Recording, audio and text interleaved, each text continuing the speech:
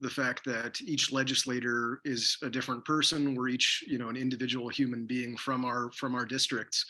And so what resonates with me might not necessarily resonate the same with every other legislator. I think you mentioned, facts and experiences, and those are excellent places to start. I think telling somebody about how you relate to an issue and how it is meaningful to you, how did you come to care about that issue? Where are you coming from in the world, and who are you? Are just easy ways to understand how to present it initially. I did always appreciate if somebody framed it up with facts, because they present something objectively. You can talk about data points and what is changing over a period of time. You can explain either how, whether it's a conservation practice or an environmental issue is either gaining strength or moving away from us. And so to present that in a framework of facts, I think helps to keep it objective, but also to tell people rooted somehow in your value structure. For me, I would say I care deeply about the place that I grew up. I grew up on a farm. It was something that we took a lot of pride in, not only for the way that we took care of it, but also to make sure that it was something that we could pass along to our own kids and to the next generation of our family. And rooting some of those statements in your values, I think, makes it relatable for whoever your audience is. Right. Chris is absolutely correct on this too. Coming in with your facts and the reason you would like something done. And I'm going to add just a little more to it. And that is just don't assume that the legislator is against what you're wanting. Mm-hmm. So when you're coming in, make sure that you're coming in on neutral ground. Share a common story. Maybe you know somebody that's a common person. For example, I was at a meeting last night, and the guy said, "Hey, I ran into Scott Orth," and we talked about a little bit, and then back into funeral stuff again. But anyway, just assume that your legislator wants to hear from you. Chris is right. There's 150 down there. There's 150 different personalities, and if we can't meet with you when you come to the door, our clerks will come out and meet. So now you have 300 personalities to talk with. But just assume we really do want to hear from you. And I always found too, kind of an email or a phone call saying, "Hey, we're going to be coming in. Can you meet with us?" And that actually puts the welcome mat out for everybody to come in. Mm-hmm. Yeah, I was going to ask about that as well. What do you think is the most effective method of communication? Is it meeting in person, having a sit-down chat? Is it an email or a phone call from one of your constituents? What do you think worked best in your experience?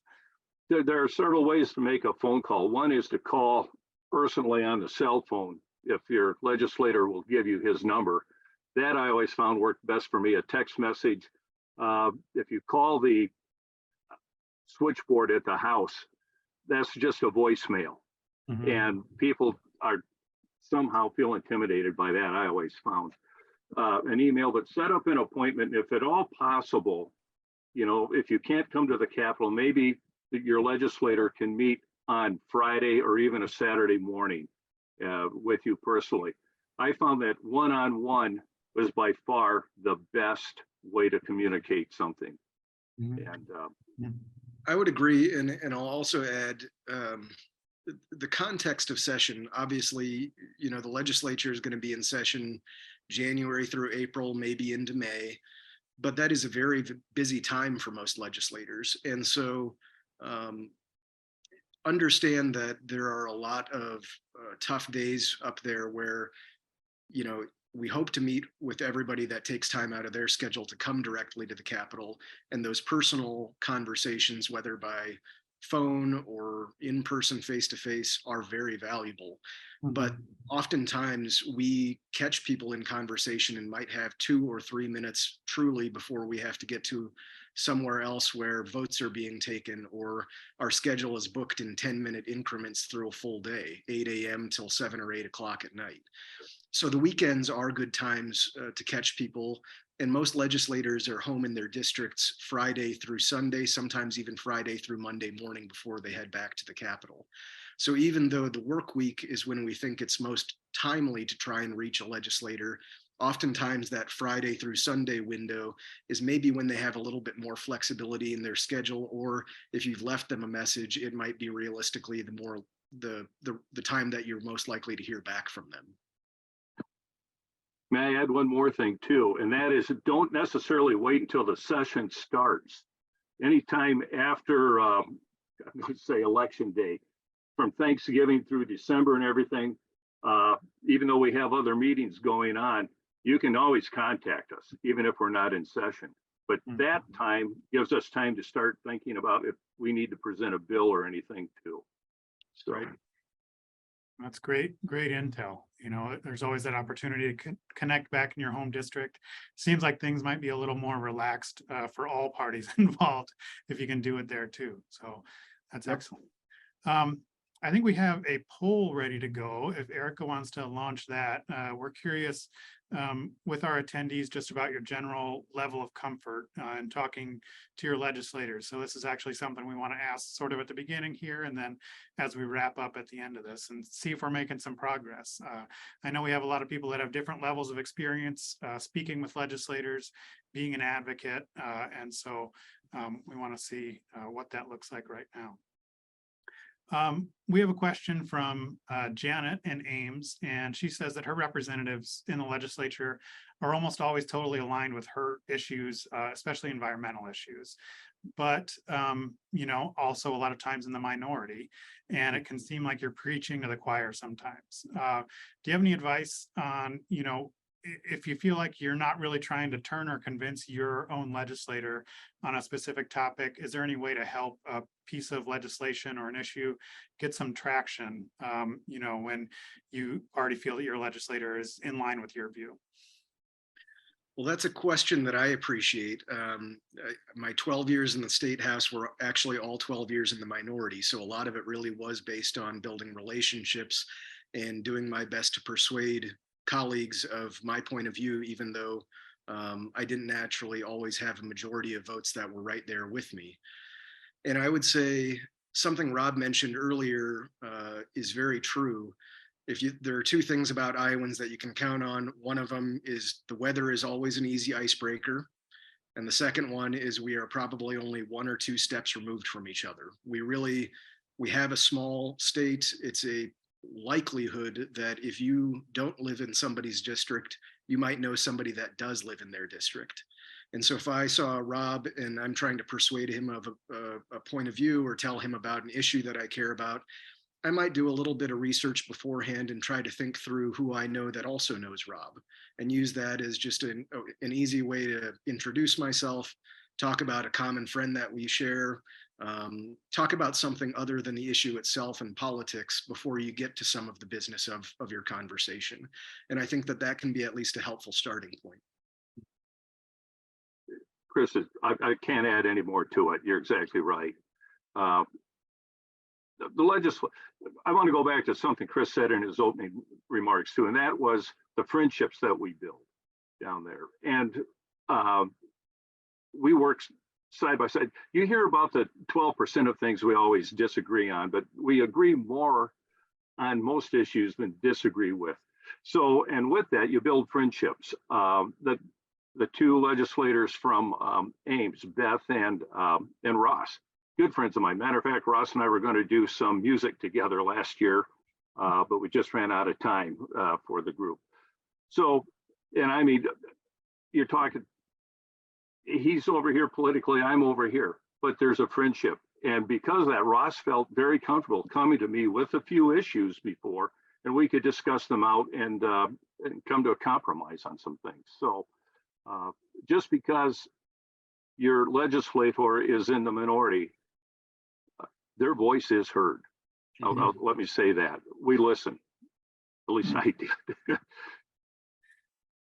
Excellent advice. We have another question from Lori that I think it's kind of in the similar vein, but she asked if a bill's been introduced that you want to weigh in on. Is it more effective to contact your own representative or the sponsor of that bill? And I have a feeling that probably has a lot to do with those relationships, but what do you think is the best first touch on that? Okay, I would go with your personal representative. And then on the website, the legislative website, you can find out who's running the bill. In other words, who is in charge of the subcommittee on that. I would weigh in on the subcommittee immediately. If you're for it or against it, give them your reasons. And at this point, as Chris also said, you've got 10-minute increments, and those subcommittees are very much to the point.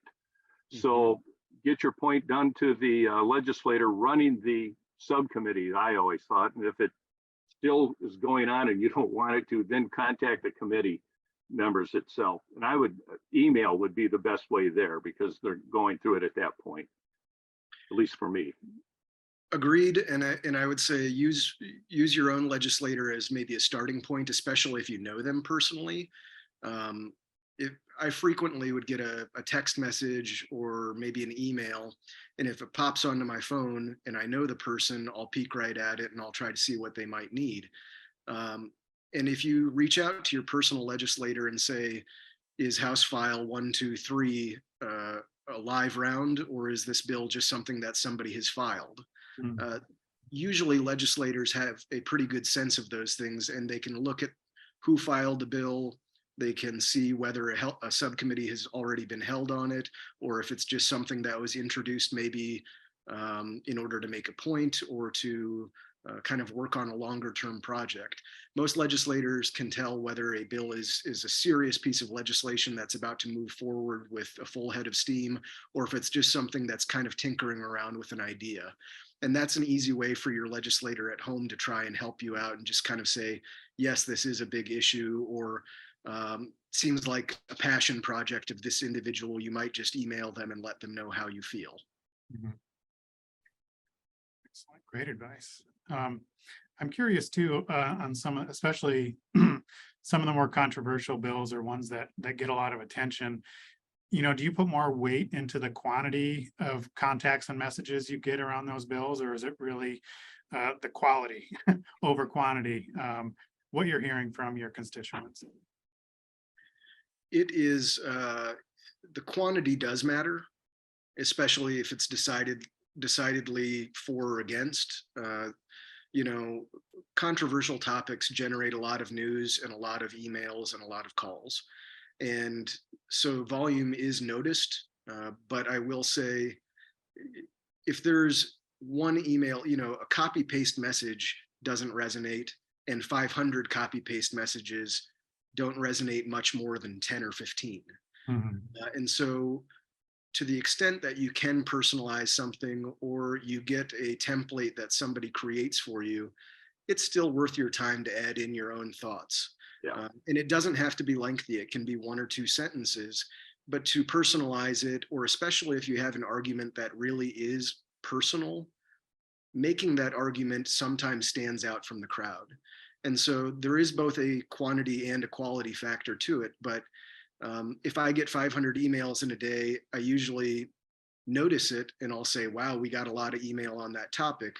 But my next move would be, I need to create a folder for those emails because it's filling up my inbox and I can't see all of the other stuff that I need to see and do today. And so 500 of those emails gets noticed quickly, but 1 or 2 of them that stand out and somebody that's taken the time to personalize it is what will stick with me for a longer period of time. You're exactly right. Quality and quantity. The paste emails, a lot of people don't even know they get them. Depends who it's coming from. A few years ago, we had a bill that was introduced in the House in my committee. You folks are well aware of it. It had to do with the purchasing of property and everything. And I think from the time we announced we were going to have a subcommittee on that till the time we actually had the meeting, I had over 1,000 emails on that particular subject. And most of them were individual emails. I'd never seen anything that required so much ire before, but your group was there. Ducks Unlimited, Pheasants Forever, everybody showed up. Only 2 people for that bill, I might add, at the thing. But those emails did make and phone calls, I might add too, coming in. Basically, I just had to shut my phone off that weekend because that was just constantly ringing. I had over 200 phone calls on the issue too. So both matter, but the cut and paste emails, as Chris said, you get a couple of those, they're all the same thing and goes right into a folder. Mhm, mhm. That's good to know. Yeah, it's important to personalize those messages, and I think that gives people an opportunity to really talk about why it's important to them. So that's great advice. I'm curious from both of you if there's anything that you think is harmful to conversations when people are advocating around an issue. It could be an example you have something that was just really off-putting, or it makes it hard for you, to listen to their side when they're getting in touch with you. Anytime someone comes in, they want to meet you immediately on an issue, and they question whether or not my folks were married when I was born. It's going to just raise a big red flag right up there. Just come in friendly. Like I say, we want to hear what you're saying. Go ahead, Chris. I'm sorry. I would say that it harkens back to some of the stuff that we've already mentioned. Politics, true of Iowa, true at the national level, and probably every state and community in the country right now. It's becoming a bit more tribal, and both sides are, I think, looking at each other with some initial wariness before they even get to know them as people. And so you have to be open-minded about who your audience is, just the same way that you would hope for them to be open-minded about you. And I think approaching them with some of those tips that we started at the webinar, why do you care about an issue, and why is it personal, not political? Why is it something that means a personal story about either how it helps you to provide for your family, or it relates to your value system and a long-term impact that you can predict. Those things aren't necessarily political. They're true of us all. They're human. And so avoiding that tribalism and trying to make sure that you approach people open-minded to begin is going to help your cause. Despite the fact that we all do encounter people who are unfriendly in the world. That's also part of just the human experience. Not everybody's going to like us. Not everybody's going to be friendly on the first try. So if you don't get it on the first try, don't feel downtrodden.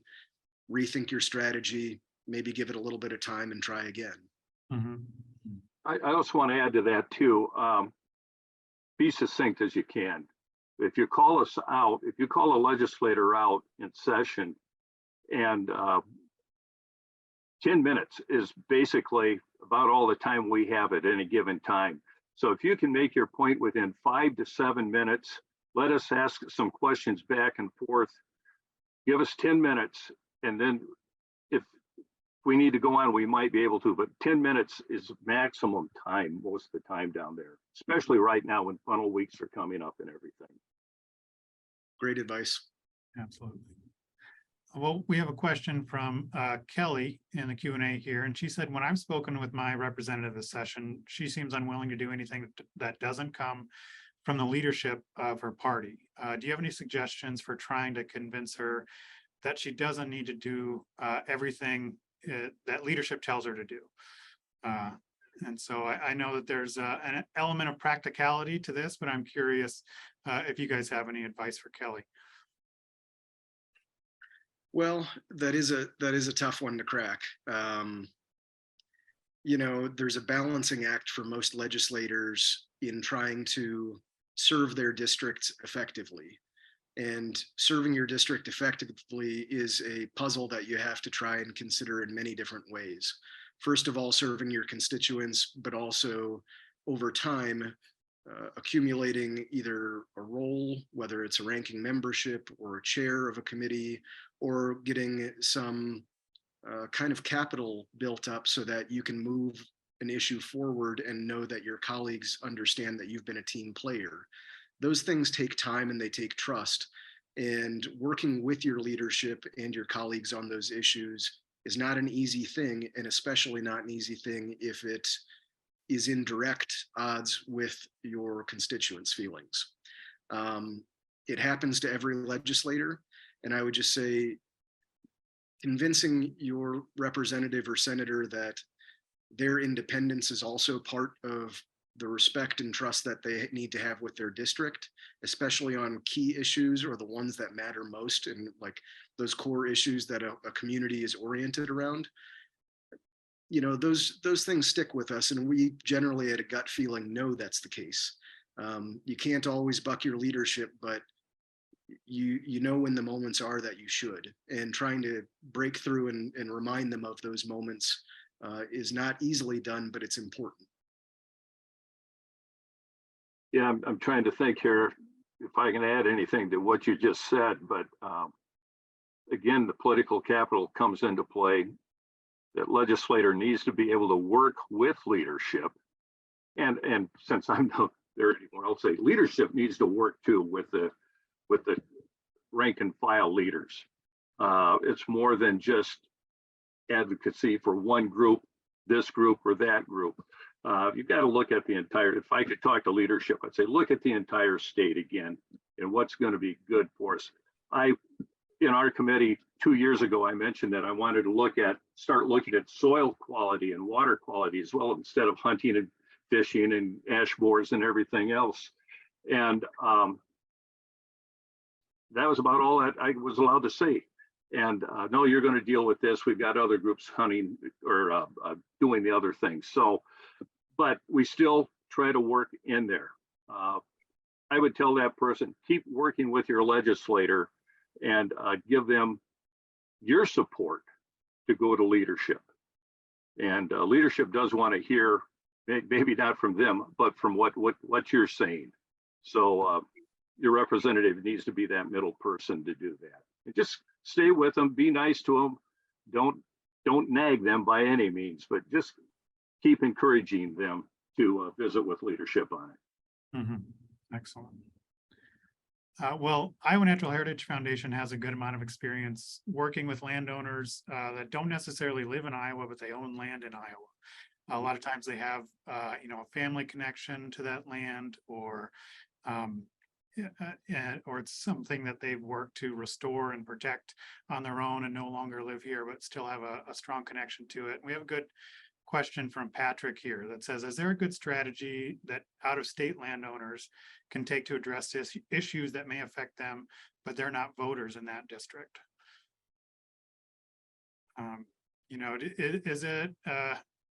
Is it hard to listen to someone that's not necessarily living in your district, but has an issue that could be affected by policy that happens at the State House? We would go ahead, Chris. It can be.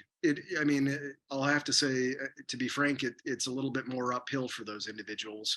And I say that, growing up in Sioux City and living in a tri-state area with South Dakota and Nebraska right across the river, places that I go every week. But they have they have some interest in what's happening on the Iowa side of the river, but their direct say in the emails or calls that I might get from somebody, even in South Sioux City or North Sioux City, probably were harder for me to give attention to, because I already had so many people demanding attention and time from the people right in my backyard and the folks that really do or don't vote for me. It's an uphill issue, but build your approach around the fact that you are tied to that issue in Iowa, whether it's land that you own, whether your family has spent time and generations investing in that property. Those are still relevant. It's just a little bit more uphill. Sure. Yeah, you're right. It is an uphill battle, but we still want to hear and listen and take the issue to whatever committee it needs to be addressed at. Mm-hmm. So I had a phone call the other day. Person still thought I was their rep, and regarding the pipeline going through their farm, and another one from Highway 20. But anyway, there's people still contact, but at least it's an uphill battle for the out-of-state people. Chris is exactly right. So Excellent. I've got just a couple more questions for you guys here. Social media can be a pretty divisive place right now, especially around political issues. But I'm curious if there's a good way for people to be effective when they're advocating for an issue on social media.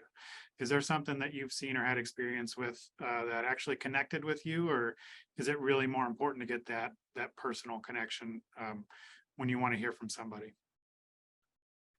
I'd go with the personal thing. The social media is, I hate to use a joke. I mean, there are people who make some points on it, but immediately then they'll be countered with all kinds of memes and everything. I still think a personal contact with your legislator is the best way. Agreed completely, especially if you're trying to educate a legislator or make a positive touch. When I think about myself, scrolling through my phone, sometimes it's just to distract or take a breather from whatever else I've just finished, and then I go back into it. And I think that social media seems to make impacts either if you're using it for humor or if you're using it for negative attention. And humor can be a valuable tool, but rarely is negative attention a valuable tool if you're trying to change somebody's mind. Excellent. Well, I think we're about through the first half of our program here. But I want to thank you, Chris and Rob, for making some time for us tonight. And if you had any final thoughts around this, feel free to share them with our attendees. Well, it's nice to see Chris again. It's the first time we've agreed on it, a whole lot of things for a half hour. It's been great. Chris, it was good working with you over the years. Again, remember your legislator has a personality and a family, and they have feelings and everything. So when you go to them, have some mutual ground, and they do want to hear from you, but just be very respectful of their time. Rob, it's a treat to see you and get a little bit caught up too. It was a pleasure, of course, when Rob was chairing the Natural Resources to be one of his members on that committee for several years, and we've always gotten along.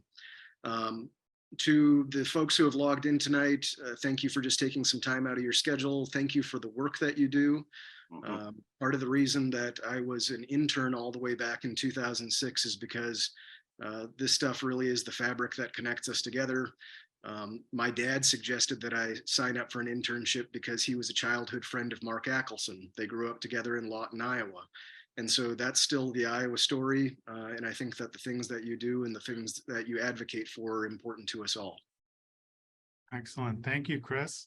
Thank you for your service in that hot summer. And I think Mark Ackelson might be signed on tonight. So hi, Mark, former president of Iowa Natural Heritage Foundation. We hope you tune in.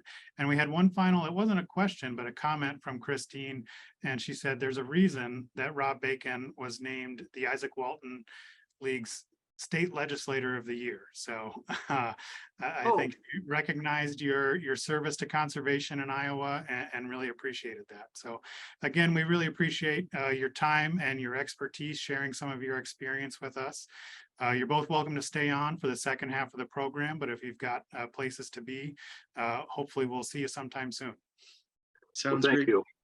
Have a good night. Take care. All right.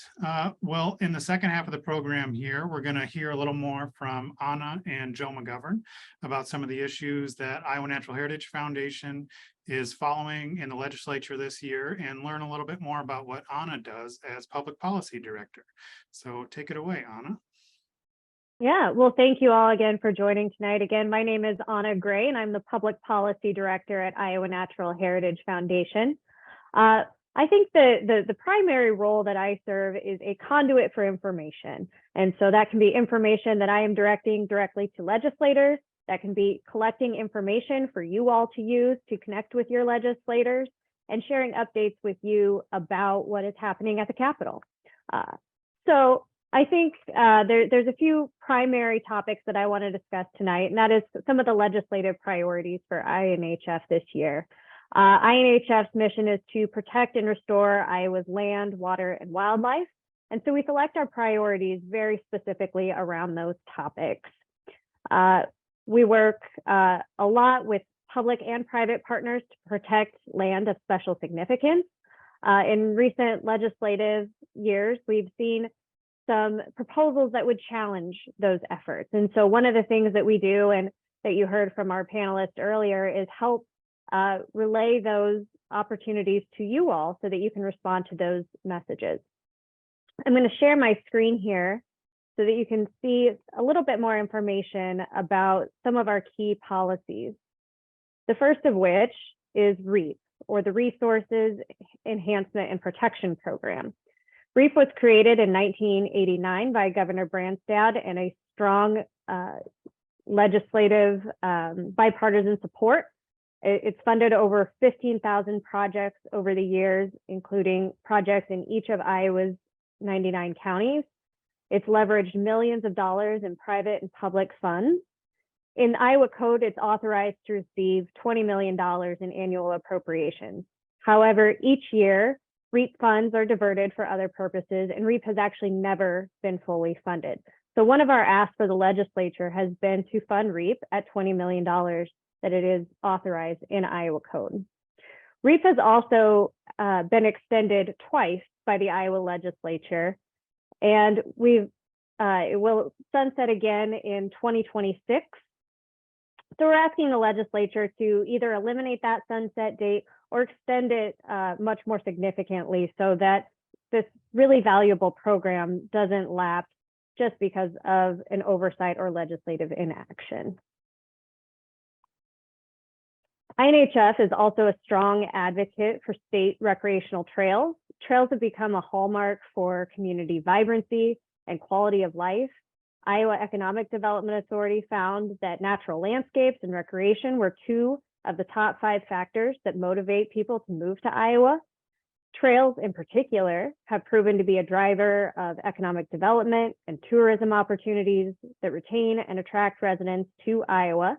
The State Recreational Trails program has been a crucial component to helping our communities develop trail systems, but funding requests far exceed the amount available. So we've urged the legislature over the years to increase funding for the State Recreational Trails program.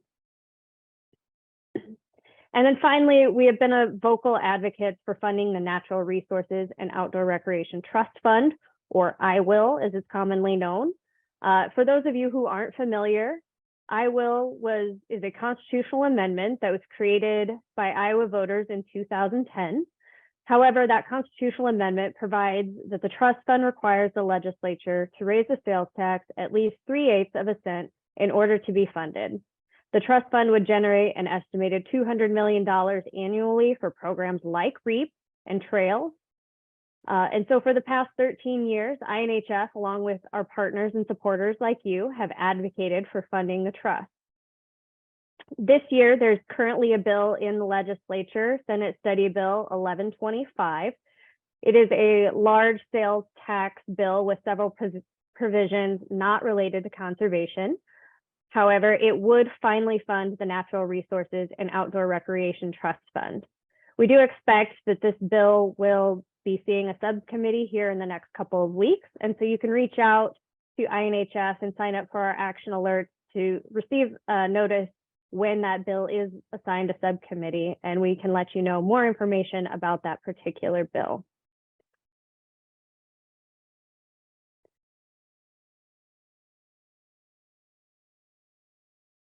Joe, you're still on mute. Thank you. I appreciate that. Thanks for that explanation, Anna, and a peek into what you do as Public Policy Director at INHF.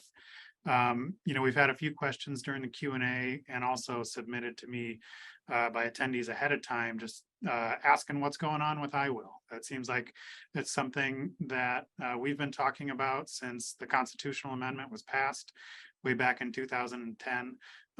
So what do you think the chances of this bill, and when do you think we might see something happen on it? That's a great question. As I said, there is currently a bill that was introduced by the Senate Ways and Means Chair, who is in a strong leadership role for those types of issues. We do expect that there will be a subcommittee meeting here within the next couple of weeks. as I said, that is a comprehensive bill, and there's a lot in there that is not related to I will. So when you advocate particularly on this bill, I encourage you to specify that you are supporting that bill because it funds conservation, parks, trails, and wildlife areas. Good advice. Excellent. We have a question from William here, Anna and Joe, and he said, in past years, there have been concern that the legislature and the governor wanted to place a cap on how much monies could be used by private organizations like INHF to buy land for conservation, preservation, and threatened and endangered species each year. Do we need to be concerned about that this year? I think there is always concern about land use issues, and conservation in many ways is a land use issue.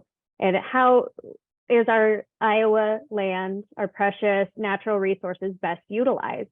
And that's an issue that our legislators are trying to handle. And so I do expect that we probably will see legislation introduced that may seek to hinder the amount of parks, trails, or wildlife areas that are available for public access here in Iowa. And that's something that we track very closely, and we'll be sure to send out action alerts if we do see such a bill introduced.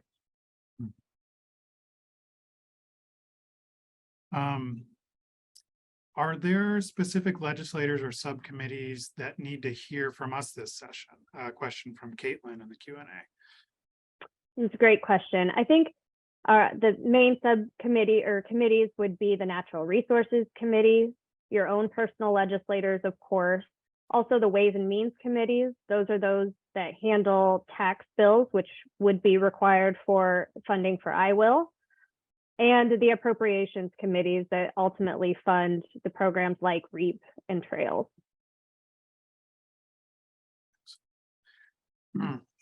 And it's a question, I think, for Joe and Anna, but I think it's relevant to the discussion around expansion of parks, trails, and wildlife areas, if they want to try to limit more public land in Iowa. But Alice asked earlier, what do you think is more effective? Data and evidence, or personal stories that illustrate a message?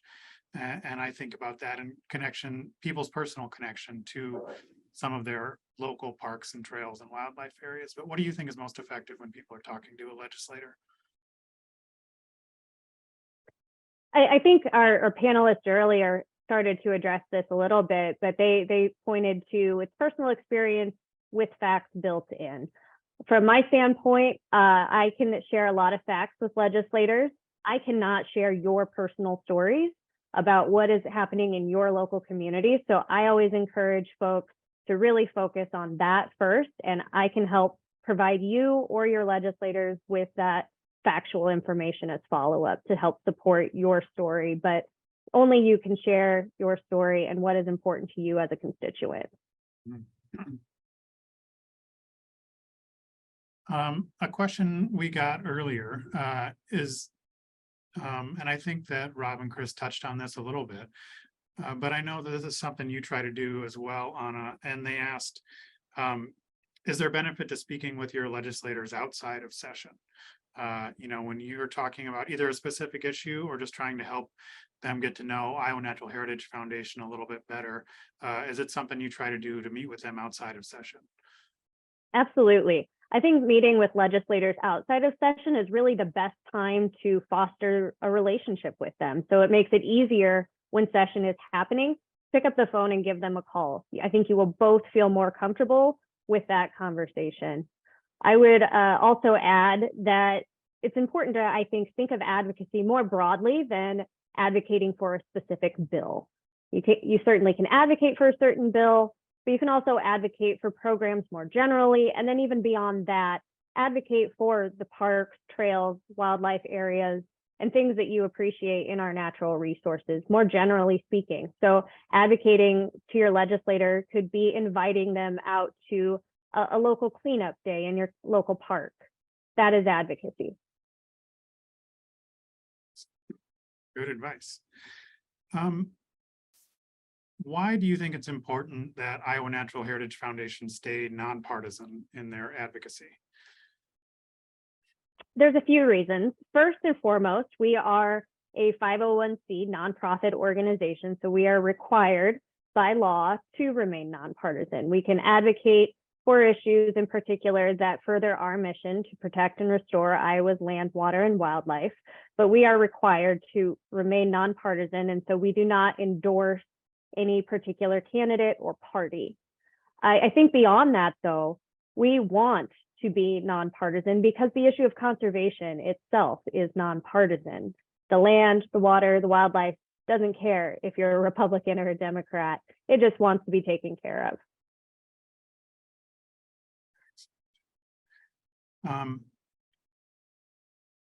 We had a question from Curtis in the Q&A, and he said, as the income tax rate has been cut and maybe lowered more, do you expect that there's going to be an increase in sales tax rate to replace this lost revenue? And might that help IWIL's prospects? Anything is possible. That's a great question. And I don't know, I'm not a tax policy expert, but that is something that I think that legislators are looking at reforming the sales tax for one reason or another.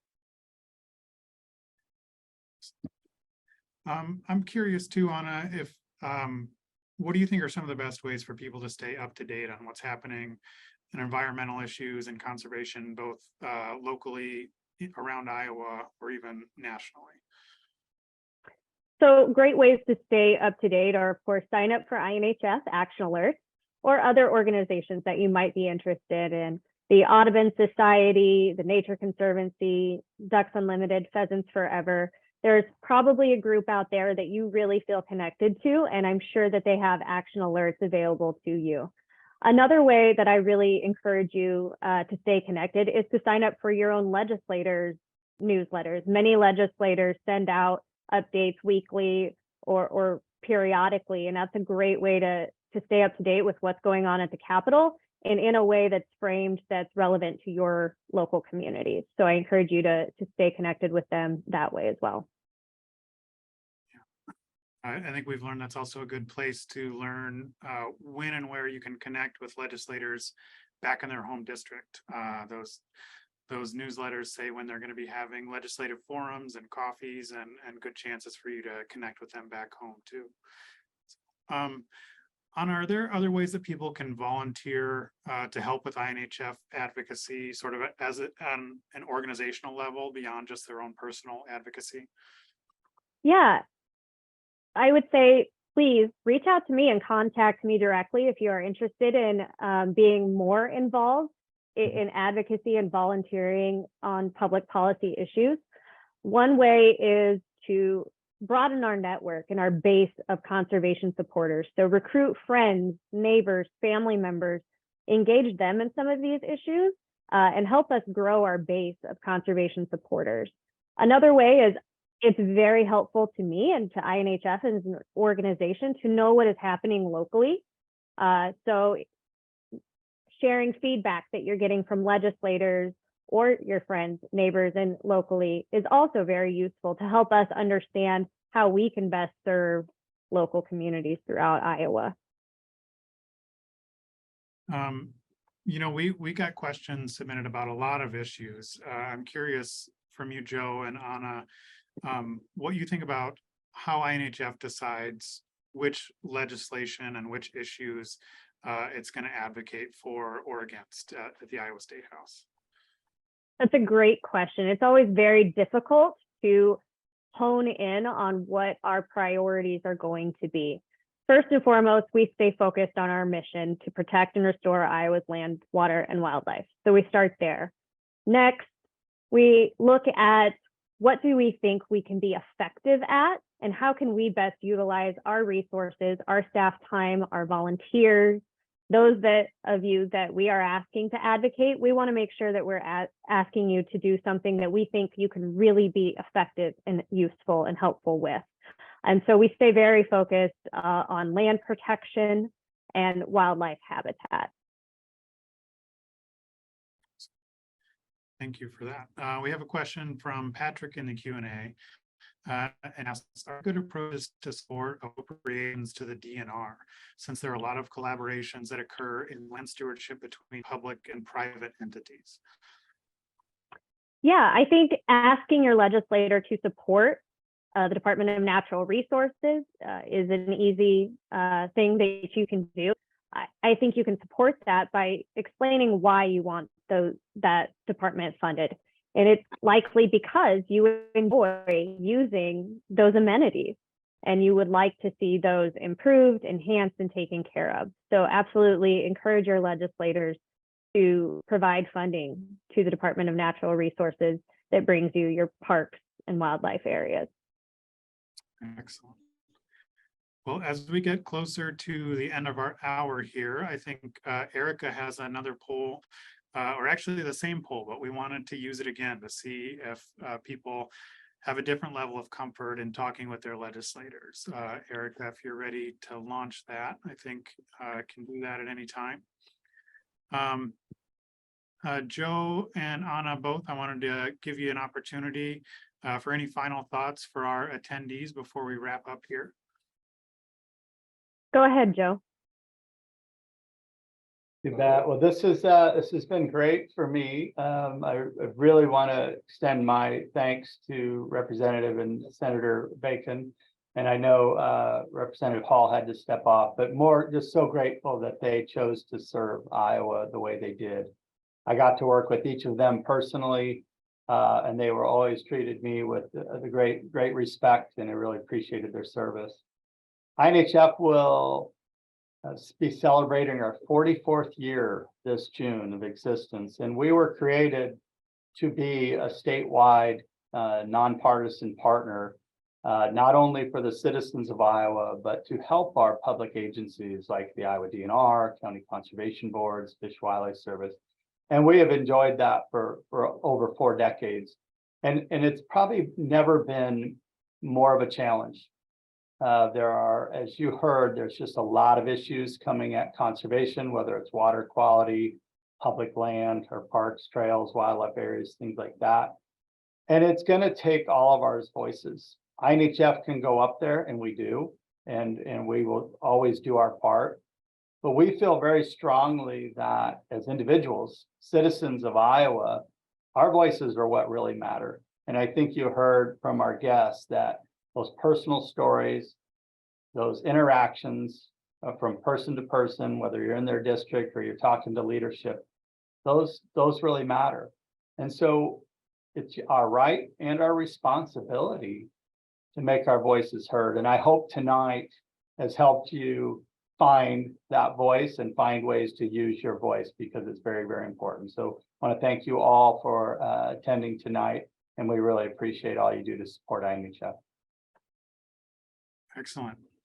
Well, thank you both, Anna and Joe, and thanks again to former Representative Bacon and former Representative Hall. Also, thanks to Erica and Sydney, who did a lot to make this webinar happen tonight. This is the first of its kind for INHF, but I hope that we can do more like these in the future. We've really appreciated the questions and interaction from all of our attendees. When this webinar is over, you're going to be taken to the INHF website automatically, where you can learn a little bit more about our work in conservation policy. You can also find Anna's contact information there. Feel free to follow up if you have any further questions that didn't get answered tonight with Anna or myself. And we're also going to follow up with an email to all attendees where you can get a recording of this webinar so you can share it with friends that couldn't join tonight if you think that'd be useful for them, and a few other resources that we think might be helpful as we go through the legislative session this year. So thanks again to everyone for attending Nature's Advocate 101, and I hope you have a great night.